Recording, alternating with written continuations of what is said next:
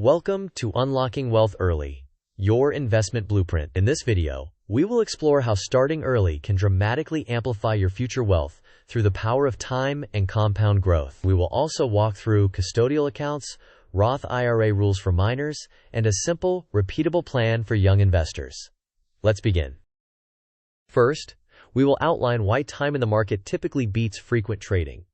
Next, we will clarify custodial account requirements and the Roth IRA earned income rule. Then, we will prioritize where each dollar should go. After that, we will simplify with an index fund approach. Finally, we will balance long-term investing with short-term needs and close with an action plan and quick quizzes. To begin, consider that time is the single most powerful lever in investing. Starting earlier allows gains to compound on top of gains, creating exponential growth. Rather than chasing complex trading strategies, let time do the heavy lifting. Next, let's unpack compounding. Starting at age 15 provides roughly 50 years of compounding to retirement age, whereas starting at 25 provides about 40 years. That 10-year head start can create a substantial difference in outcomes, even with the same annual contributions. The goal is consistency, not perfection. Even small amounts invested on a regular basis can grow exponentially over decades. Before we proceed, a quick disclaimer. This content is educational and does not constitute financial, legal, or tax advice. Everyone's situation is different. Therefore, please consult a qualified professional who can tailor guidance to your needs, and always verify current laws and contribution limits. Now, let's compare common accounts. A custodial Roth IRA is for minors who have a custodian and earned income.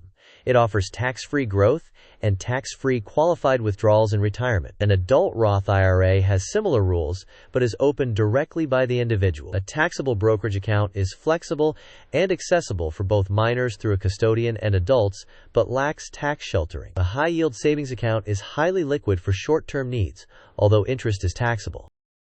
Moving forward, understand the Roth IRA earned income rule. You may contribute only the lesser of your total annual earned income or the annual contribution limit, which for 2025 is $7,000. Earned income includes wages, salaries, tips, and self-employment income, but not gifts or allowances. It is important to document income with pay stubs or tax forms and never contribute more than you actually earned in that year. Here is a decision flow for choosing accounts. First, determine whether you are under the age of majority.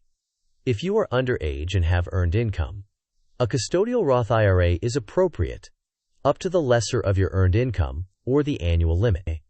If you do not have earned income, you cannot fund a Roth IRA, so consider a custodial brokerage to learn and to handle short-term goals. If you are over the age of majority and have earned income, open a Roth IRA first and consider a taxable brokerage for any additional investing. Throughout, maintain an emergency fund in a high-yield savings account, and avoid locking away money in retirement accounts if you need it within the next 5 years.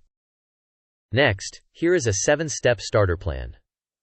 First, earn income through part-time work, freelance projects, or small gigs. Second, confirm eligibility, and, if you are underage, open a custodial Roth IRA with a parent or guardian as custodian. Third, set up automated monthly contributions. Fourth, select a broad market index fund, such as a total market or S&P 500 fund. Fifth, build an emergency fund equal to 3 to 6 months of expenses in a high-yield savings account. Sixth, after you maximize your Roth IRA contributions, invest any excess in a taxable brokerage account. Seventh, review your plan annually and keep it simple. Now prioritize your dollars. First, build and maintain an emergency fund to handle unexpected expenses. Next, if your earned income allows, maximize your Roth IRA contributions. Then, direct any extra cash to a taxable brokerage account for flexible investing. Finally, keep money for short-term goals liquid rather than inside retirement accounts. Let's compare index funds and stock picking. Index funds provide broad diversification with minimal maintenance and tend to have low costs, capturing the overall market's performance. Conversely, stock picking involves concentrated positions, requires continual research and oversight, and may involve higher costs and taxes. Over long horizons, broad market index funds often help investors stay the course. Consequently, keep your investments simple. Choose broad market index funds such as a total market or S&P 500 index. Automate contributions on a regular schedule to avoid market timing errors. Rebalance annually to maintain your risk profile and allocation targets without overcomplicating your decisions. Here's a mind map of priorities. At the center is the young investor.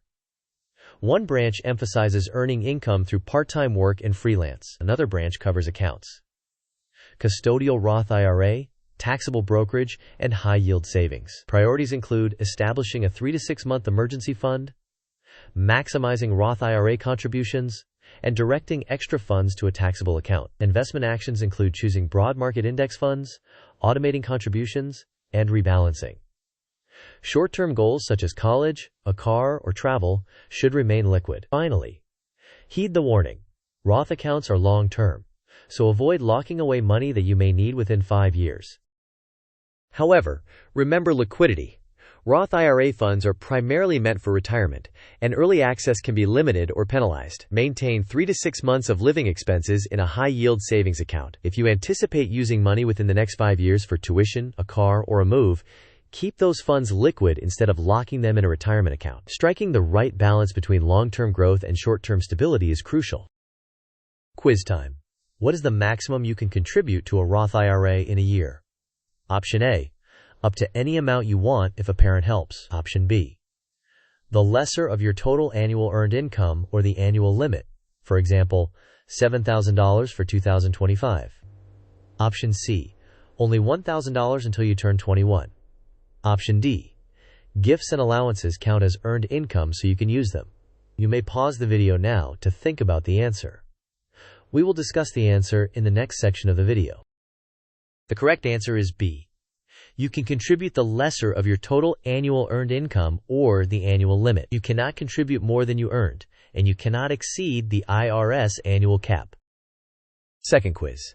If you are under the age of majority, which account setup typically applies for long-term investing? Option A, open a standard brokerage in your name without a custodian.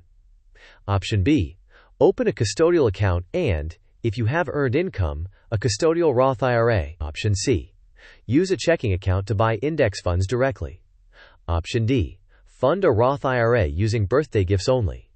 You may pause the video now to think about the answer. We will discuss the answer in the next section of the video. The correct answer is B.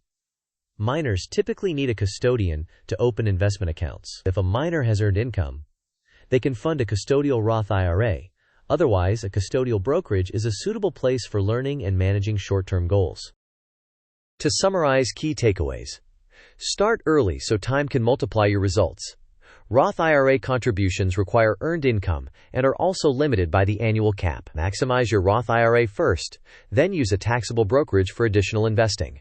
Choose broad market index funds and automate your contributions. Keep 3 to 6 months in cash and avoid locking away money needed within the next 5 years.